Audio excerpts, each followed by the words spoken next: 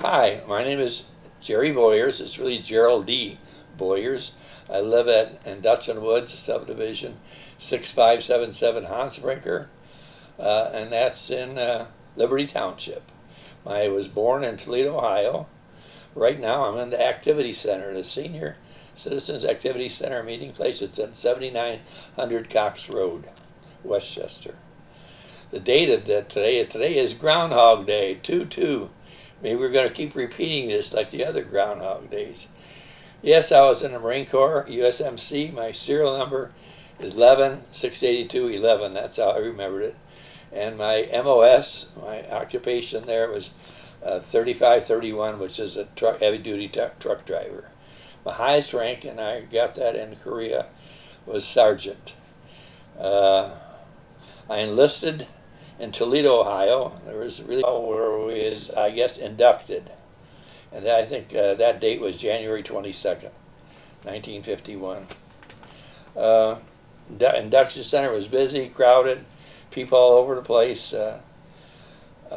Places I've been at and so far, well, up to that time, was Parris Island for my training. And that's in South Carolina.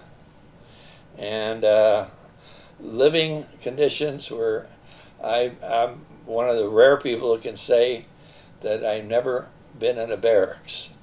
Quonset huts and tents and foxholes and ships. It just wasn't, I don't know why, it just wasn't. And they were nice, by the way, everything worked out. The weather was in Cleveland that day was fair, was probably in maybe 50s. Or maybe that was in Parris Island, because it wasn't in the 50s in Cleveland. Believe me, it was colder. Received my GI issue. The way the Marine Corps did it, a little humorous, they'd say, where do you part your hair? And you say right there, and boy, they parted it for you, and along with the rest of your hair. And that's when I believe that's when we started receiving some uniform stuff. Of course, I was a private then I went to a corporal, and then became a sergeant. And as we're talking here, let's see what else I need to know about.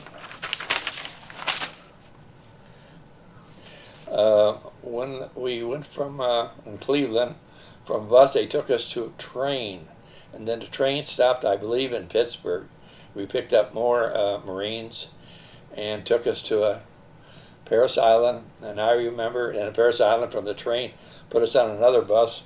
And that's when all hell broke loose. When that drill instructor jumped on that bus, I knew I was in hell. I was a shitbird. I was this. I was everything but human. And then when he found out I was Polish, I was ski from then on. He said, I'm tired. You holler ski and the whole damn barracks falls out. What the hell's going on here? Anyway, it was just after being told we were shitbirds and the scum of the earth and everything else, you learned a lot and quickly. You don't ask questions. Just do what they say. And true, and that really taught you a lot. I remember standing in chow lines. You marched to wherever it was, and as the weather warmed up, sand fleas appeared. And there they are, chewing on the back of your neck and your ears, and you want to swat them, and oh boy, don't go swatting because you moved. You better stand in line at attention. Inspections were going on all the time, constant drilling, and then tractor practice on guns, etc. I learned a lot about the M1s and 38s and 45s, etc. And my outfit after boot camp, we got a little reprieve there. I think I was in there 12 weeks. And then they sent us, my assignment was Camp Lejeune, North Carolina. And that was home of the 2nd Marine Division. Back to another Quonset hut. It was called Tent Camp way back then. And I guess now it's called Camp Geiger. Our dungarees wore them a lot. And everything was kind of greenish in the Marine Corps about that time. What else? Rations, etc. Parachute style, let's say deployment. Well, a lot of training before I left South Carolina. I remember going to Vieques, which is an island off Puerto Rico. I remember visiting Cuba, St. Thomas, Port-au-Prince, Haiti. We landed at a lot of beaches down there. One scary story with that. We landed on Marine Corps birthday, probably in probably in 51 or 52. That's in November. And we landed on a beach, and it was colder than hell. And we're to sleep. We're going to dig a hole. We're going to do. I had a friend from Toledo who was in the Ducks. That's an amphibious vehicle. He says, come on over to my place. You can sleep up where the engine is. Sure enough, I opened that on the top deck. Went in there. Oh, God, it was toasty. It was nice. And after sleeping in there for a couple hours, I was getting a headache. The Lord knows that I was probably inhaling all them gases. And if I didn't get out of there, I probably wouldn't be here right now. But part of your experiences, that's what us people do, learn things. I volunteered for combat duty probably a year after that, because it seemed like all he was doing is doing practices and going on different trusts throughout the Caribbean, etc., for practice. I volunteered for combat duty, and Lord knows I didn't know where I was going, but I said, well, I'd go. And I was sent to El Toro, California, which is a Marine Air Wing. And I wonder where I'm going here. Well, there they then, I think, signed me to a VMO-6, which is it's a helicopter squadron that are heavier than air. The V means that, and MO is probably Marine Observation. That was a part 2 of our name. So that'd be heavier than air, Marine Observation 6. And it's kind of new at that time. They didn't start until the end of World War II. And then for a Korean, it was like perfect for them. And what do they do? That basically we had like Piper Cubs and rescue helicopters. We called them Bells.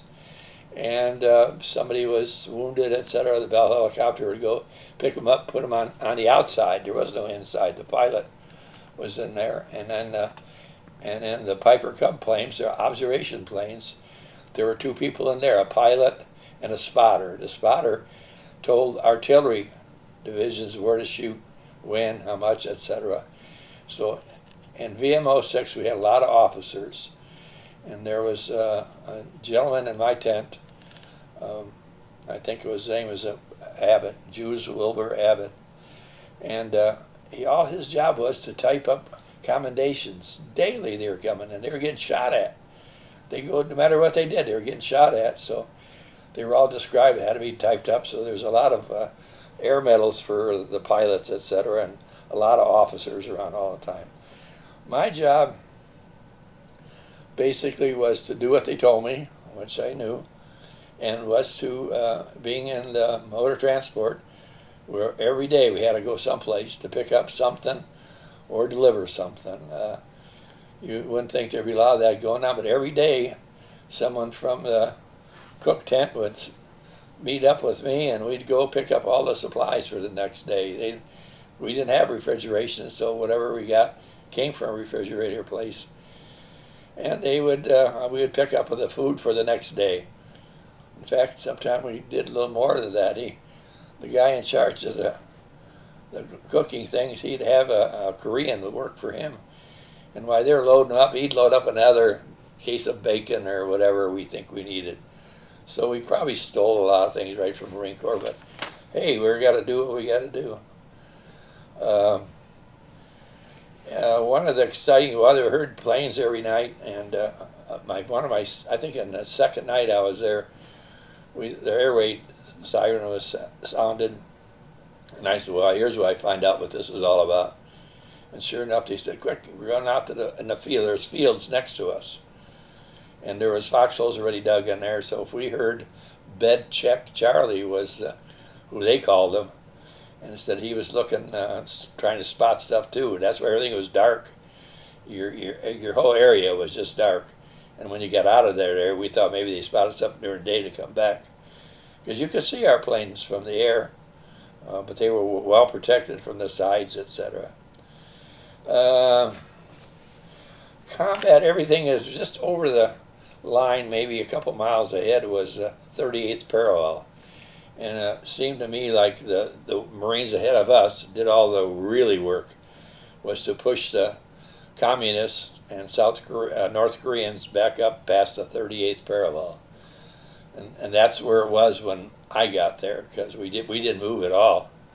We just kind of stayed there, and then just stayed there and did our job up until June, and the war kind of ended. It did end in June, and then till December. That was the fun in my life anyway in Korea, because you got to do a few things you wouldn't have done normally. Being in a combat zone too in that first 6 months, there would be pilots come from aircraft carriers to our place just to land, look around, maybe have lunch with us, maybe dinner, and they would get combat pay for that. So all you had to do was spend one day in a combat area, and you could draw combat pay. So we've seen many officers, and we have one celebrity amongst them, and I hope you guys remember this. Ted Williams flew in one day, and sure enough, there was Ted eating in our cafeteria. Well, it wasn't a cafeteria, it's a chow tent. I forget all of these names. It's been a long, long time ago. I mentioned how we got there. I got there by ship, by the way, and returned home. We went to a place near Osaka, and then from Osaka, Japan, they took me to Atami, which is an Air Force Marine Corps base in Japan. And if you're lucky enough to get an R&R, that's where you'd fly back to R&R in Japan, and that was really, really nice. I remember my first R&R. I said, I'm going to get my mother and dad some souvenirs. I'm going to get me rest. I'm having milk and a steak. I went out that first night, didn't do any of that stuff. I must have partied the whole time. Come back broke, no steak, no souvenirs, no nothing, hoping for the next time. But when you're a young man, that's what you do. How many R&Rs did you have, Jared? I think 3. I had 3. Do you remember the other 2? Not really. Okay. I remember the girl. Her name was Setsuko Aoki. I remember waking up, I guess, in a motel.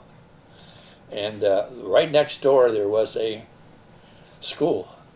And I heard all that chatter going out there, looked out, and there was where the Japanese kids were all lined up in uniform, black and white, just doing their exercise and stuff. They do everything. It was a nice scene to see. It was clean. It was neat. It was. I kind of respect them people, and I like their women too, by the way. And part of the R&R, I guess, is he says, you just give me your money and we'll take care of you, kind of thing. 50 words or less. And they did. You ate good. You slept good. You had probably all the sex you wanted. And the baths, they're always taking baths. Oh my God, I'm taking a bath every day there. Maybe sometimes twice a day, sometimes 3 times. And they take baths and hot water tubs, or what would be like a pool now, of just a big pool. This is as big as this card table here. All hot water. You stick a toe in. You ain't getting in there, but sure enough, you got used to doing it. We talked about observation planes, etc. Well, then the war ended, and they opened up a prisoner of war exchange place, which is, I was very close to that. It was called Freedom Village, and that's where they exchanged prisoners. So when you're off time, I'd take a ride up there, and I got a few pictures. It was kind of nice to do something like that. Let me go back to when I left, when I was assigned to go to overseas. I know I left Toledo. It was probably about 15 degrees, and they're sending me to L.A. really, L.A. and it was probably 75 there. So I had to change uniforms from a winter issue to a summer issue in a gas station, which I thought was kind of different, etc. And then we knew when we were going to board ship for our trip to Japan, and so we rented. What we did, maybe 5 other guys, we rented a car, and we went to see the normal Hollywood stuff you do. There wasn't TV back then; it was radio, and the radio. See him do whatever the show was. I can't remember. But the guys pushed me into going on stage, and And I won some stuff. I got 5 Wembley ties, like I really needed ties. I was leaving for Japan, and probably the next day. But what was good about it, we rented that car. We parked any place we wanted to. We didn't care about tickets or anything like that. We were just going to have fun. Let's see. Is this droning on a little too much, etc.? I don't know. One of the things in Japan, I'm starting to remember stuff in Korea I thought was unusual. I got some pictures of, they have these gods made out of probably stone, etc. That were kind of interesting. I got a couple of pictures of those. But one day on one of my runs, I seen a leper colony. And I says, wow, what's that? And sure enough, it was a leper colony. And, you know, just stay away, get out of here, you know, that type of thing. Let's see. I told you about Ted Williams. They're all officers. Citations, that's on my DD 214. They're the usual things. I got a Korean Service Medal with 2 combat stars on it, and I guess a Good Conduct Medal, UN Medal, those type things. Nothing. I wasn't in danger at all. I felt.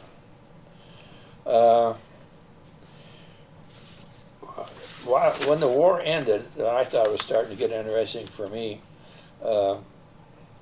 Is that Marines were allowed one can of beer per day per month. So it was about a case a month.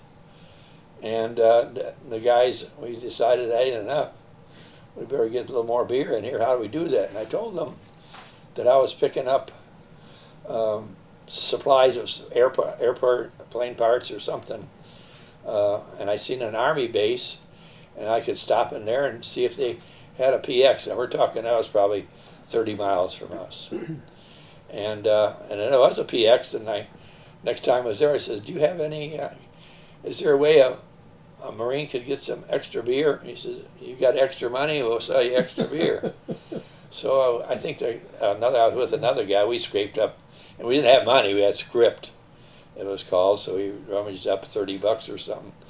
And the beer then was probably only maybe $2 or $3 a case, so that was a start. It was good enough for us guys in my tent anyway. So we took that back and we said, well, we got a place, we got some beer now, we ought to have a tent or a club. We need an enlisted man's club. There wasn't officers at a club, we didn't. So we got permission that there's a spare tent. Sure enough, we put in some tables in, and we started collecting things that you'd find at a club. Back then there was cigarettes, etc., cigars, potato chips we had to bring in from Japan. But anyway, that was a start. And then the other outfits near us, Marines, would come to us. I hear you guys got beer here. Yeah, you want to buy some? Yeah. I says, well, we're going to charge you 50 cents more than we paid for it. So we're saying that we had, the beer was $2.50, and they'd say, well, we'll pay you $3 for it. I says, okay, give me your money. Sure enough, we started giving us their money. We got started out like our first one was maybe 30 cases, and 60, and then 100. When I left, we were bringing about 800 cases of beer, and which was raising money. And that was really, then on one of my R&Rs, I went and got potato chips, or they weren't really potato chips, there was a potato fry type thing, shoestrings is what you could buy, whatever. In the Marine Corps, you have Pokey Bait, which is candy. We'd bring candy bars back and things like that with their money, so we were making a profit. And then when I left, they had so much money in the kitty there, they decided they were going to give me a going away present, me and another guy. And they said, what would you like? I said, I don't know. When I was over in Japan looking around, I think I'd like a nice diamond ring. And they went and bought me one. Now, where they got it from, a PX or in Japan, I don't know.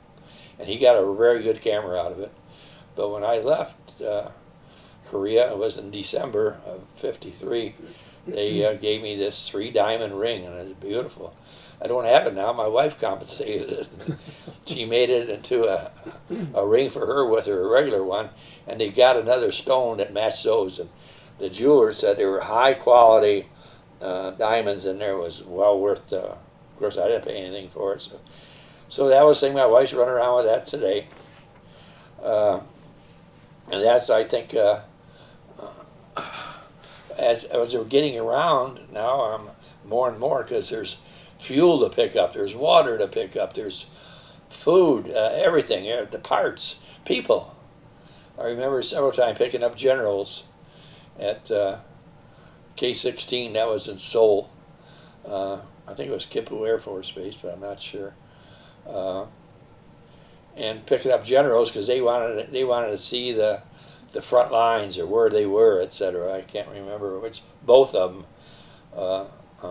Before the war ended and after that, people would come up to see it. And I would always seen on the way back to the base, there's always what we call a honey bucket parade. Koreans gathered up all the poop and stuff in all the military places, and that's how they fertilize their crops. So I'd always tell one of the generals, hold your nose and hang on, man. We'd just try to speed up and go pass them all up because it stunk. My God, it was terrible. And I remember one general, he got some pictures of the front and whatever else he wanted, but he says, you know, Jerry, you can take all the pictures you want, but you can't take the smell back home. And boy, was he right. Honey buckets, that's what we call them. And I remember this is bringing memories of my first visit to Lejeune in January '53. They built one out there, and it had I think it was a 6-holder. And the holders, there was a 55-gallon drum underneath each hole, and then the Japanese could pick the door up behind it and empty that anytime they wanted. But I remember sitting there, and it must have been time to pick up the poop because he pulled that up, and boy, I puckered like you wouldn't know. Oh God, it was an experience. And then again on my trips, the war ended. One of the things we wanted of all was hot water and a shower. Now we could heat our water in our tent with an oil stove which we had, and we heated the water in a helmet, and you could shave with that or do your PTA bath with them, etc. But we wanted more than that when the war was in it, so we wanted to see if we could get a hot shower. And I remember asking one of the officers, he said, well, you're on your own there because we don't have any shower stuff here. I said, well, what if I appropriated one? And he said, hey, you're on your own. Don't get in trouble. So sure enough, I was up getting beer one of the times, and right there we passed an Army station, depot, Army depot, where they had extra trucks and extra Jeeps and extra steam jennies. So I just backed up to one of them, hooked it on my truck, and just made my own business look like I belonged there. Drove out and waved to the guard. Everything was fine. And we put it to use. We had to move it, take it down to where there was a river or a creek. So you had water supply, and then the steam jenny would warm the water, and what they were really built for was to clean your trucks off from mud, etc. So you had a lot of hot water coming out, and then the guys from engineering figured out a way how we could work the showers in, and it did, and we started having showers. So that's my story. I'm sticking to that part of it anyway. Small stream, yeah. Yeah, they call me, in one of the papers, I got a couple of papers that were up back with that three diamond ring. They called me Diamond Jim Bojarski. And I was proud of that, and I still am.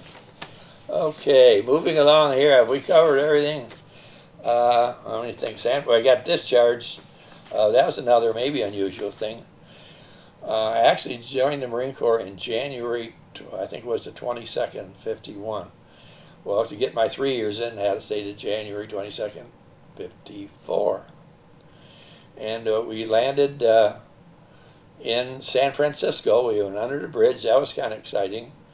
Under the bridge, we landed, and we got into where they discharge people. And an officer came out and says, look, today is the 23rd. If I can get you guys out of here tomorrow, raise your hands. And I didn't raise mine. I said, wait, am I gonna get drafted if I leave now? I want to get my first. You'll get credit for your full 3 years. I says, get me out of here. So I got back home to Toledo on Christmas Eve in 1953. So that was kind of different. Jerry, do you recall the name of the ship that you came back Yes, I got something. I got pictures of it somewhere. to? Just the name for now? I'll tell you, it was a Breckenridge, I believe. Okay. Yes, and USS General J.C. Breckenridge. Thank you. And well,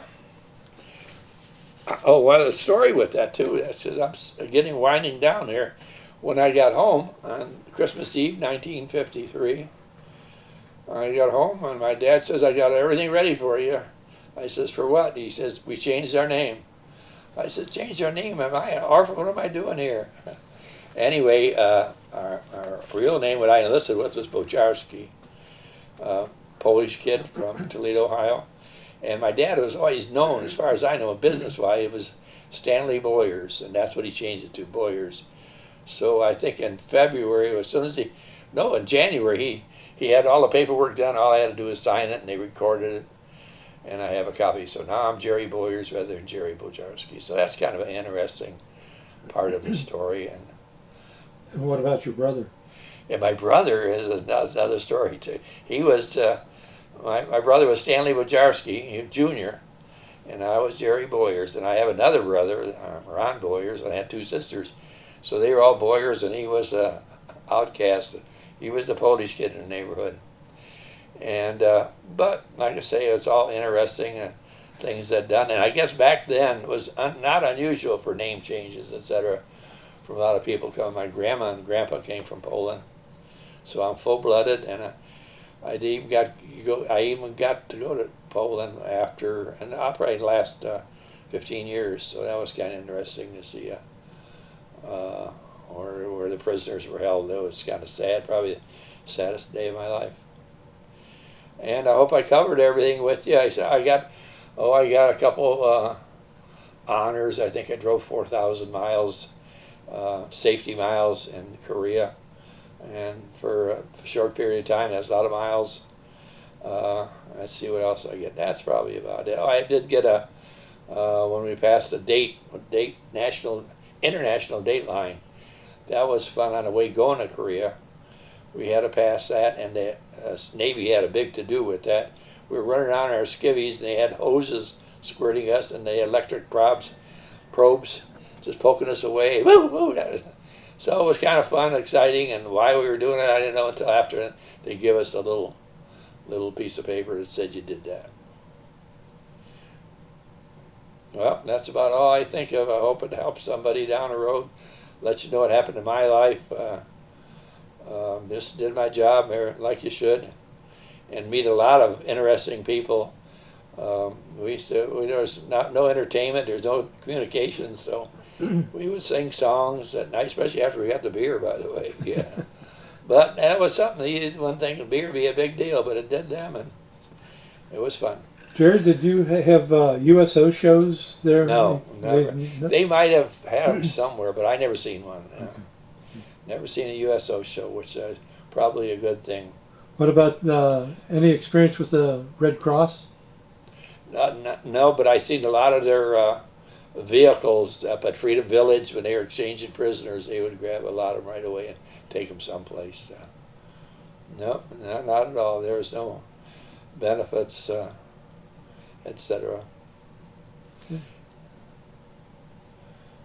If that's it, then we'll terminate the interview. That's fine with me. Thank you very much. Thank you. There's a copy there of the Safe Conduct pamphlet. It's like a flyer. And our copter pilots would fly over villages just over the line or anywhere where there was firing still going on and drop them. And on there it said that if you turn this over to any military person, you'd have safe conduct to their home or to Seoul or wherever they wanted to go. It's a way of having them kind of surrender and not get shot. Okay. Good. Okay, getting back to our living conditions in Korea, like I said, when we got there, it was about 15 degrees. But also they had much colder weather than that, and there's always a chance of freezing. So they issued what on the ends, yeah, three, so yeah, about 10, and we had two stoves. And we had where we went to John. Where in the hell you go to John? Well, right outside each tent, they had a tube, probably a 4-inch tube, well, right to the ground. Those were piss tubes. You need to pee at night, go outside the door and take a whiz in the piss tubes. The other heavier duty stuff I mentioned before was colder now with those things changing. Winter-wise, before me, I was trying to get it where things are warming up, but things get below zero and heavy snows. You can see by other Marines that were pushing towards a 38 parallel from Incheon, etc. I lost a few friends on that. It was just I was just one of the lucky ones that had good duty and nothing ever happened to me.